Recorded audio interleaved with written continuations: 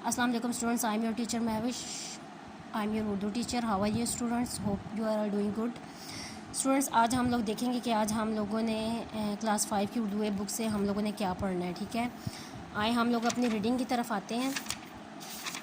ठीक है, हमारे पास जो लेसन है, हम लोगों ने प्रीवियस डे में हम लोगों ने हज़रत उस्मान गनी जो चैप्टर था वो हम लोगों ने पढ़ा था। हम लोगों का हाफ़ लेसन जो है वो हो चुका था। होप सो कि आप लोगों को याद भी होगा और समझ भी आ चुका होगा। अब हम लोगों ने जो नेक्स्ट लेसन है वो हम लोगों ने पढ़ना है और हम लोग इसमें देखेंगे कि इसमें ऐसी कौन कौन सी बातें हैं। ठीक है,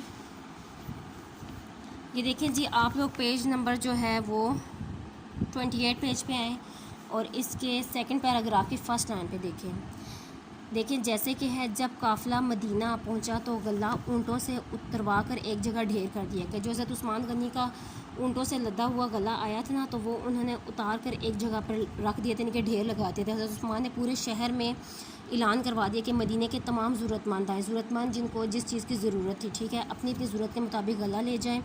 यानी गला, क्योंकि वहाँ पर कहत था, बहुत मुश्किल हालात थे, इस वजह से लोगों को हर चीज़ की ज़रूरत थी। उन्होंने ऐलान करवाया था कि ज़रूरतमंद आकर गला ले जाएँ। आपने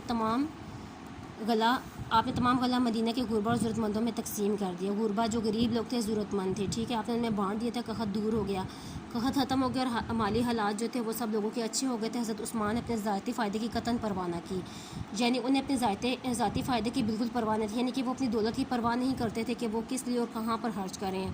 वो ये सब अल्लाह ताला की रज़ा के लिए, उनके बंदों को खुश करने के लिए कर रहे थे, ताकि अल्लाह ताला भी उनसे खुश हो। और अल्लाह सुब्हानो तआला के इस वादे पर यकीन किया कि जो आदमी अल्लाह की राह में माल खर्च करेगा, अल्लाह ताला उसे 10 गुना या उससे भी ज़्यादा अजर देगा। कि उन्हें अब यकीन हो गया था, क्योंकि ताजिर उनको कह रहे थे कि हम उन्हें दुगना मुनाफा देंगे, तो वो हैरान थे कि इन्हें 10 गुना मुनाफा कहाँ से मिलेगा। ठीक है, मदीने के ताजिर को इस चीज़ की हैरानगी थी, लेकिन आज हज़रत उस्मान गनी को और उन ताजिरों को भी इस बात की समझ आ गई थी कि अल्लाह ताला जो अपना वादा करता है वो पूरा करता है, और उन्हें इस पर यकीन होना चाहिए कि जो यानी अल्लाह ताला की रज़ा के लिए कर रहा है, तो 2 गुना की जगह अल्लाह ताला ने 10 गुना मुनाफा उन्हें देना है, और वो अल्लाह ताला की ज़ात है देने वाली। ठीक है, 8 हिजरी में फ़तह मक्का के बाद अरब का बेशतर इलाका दायरा इस्लाम में दाखिल हो गया। बेशतर यानी कि काफ़ी ज़्यादा लोग थे जो इस्लाम कबूल करने लग गए थे। 9 हिजरी में ये खबर गर्म हो गई, यानी कि खबर फैल गई थी कि कैसे रूम का बादशाह मुसलमानों पर हमला करने की तैयारी करे। जो रूम यानी कि वो एक मुल्क का नाम है, उसका बादशाह था, वो मुसलमानों पर हमला करना चाहता था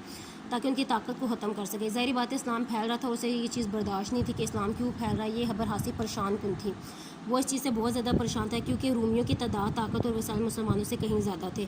रूमियों की जो तादाद थी, यानी उनके साथ जो लोग थे, फ़ौज थी, उनकी तादाद भी ज़्यादा थी, उनके पास ताकत भी बहुत थी और वसाइल भी बहुत ज़्यादा थे, यानी कि वो आसानी से जंग कर सकते थे, हमला कर सकते थे। ठीक है, रसूल अल्लाह सल्लल्लाहु अलैहि वसल्लम मुसलमानों की जंग की तैयारी का हुक्म दिया और साथ ही तमाम सहाबा से फरमाया कि जिससे जो हो सके अल्लाह की राह में पेश करे। जब रसूल पाक ने सुना था ना कि रूम का जो है बादशाह वो इन पर हमला करने की तैयारी कर रहा है, तो रसूल पाक ने अपने सहाबियों को भी फरमा दिया था कि उन्हें इस जंग के लिए जो हो सके वो अल्लाह की ताला की राह में खर्च करें। हुज़ूर पाक सल्लल्लाहु अलैहि वसल्लम के हुक्म की तामील करते मुसलमान जो कर सकते थे उन्होंने किया, इनके हुक्म की पाबंदी की, उनसे जो हो सका उन्होंने किया। हज़रत अबू बकर सिद्दीक़ अपने घर का सारा सामान ले आए, ठीक है, और अपने घर का सारा सामान इसमें खर्च कर दिया। हज़रत उमर फ़ारूक ने अपने घर का निस्फ़ सामान हुज़ूर पाक सल्लल्लाहु अलैहि वसल्लम की खिदमत में पेश कर दिया। इनके आधा सामान लेके हज़रत उस्मान गनी का 300 ऊँटों पर लदे सामान पर मुश्तमिल का मतलब होता है शामिल एक तजारती काफ़िला दिमिश्क जा रहा था।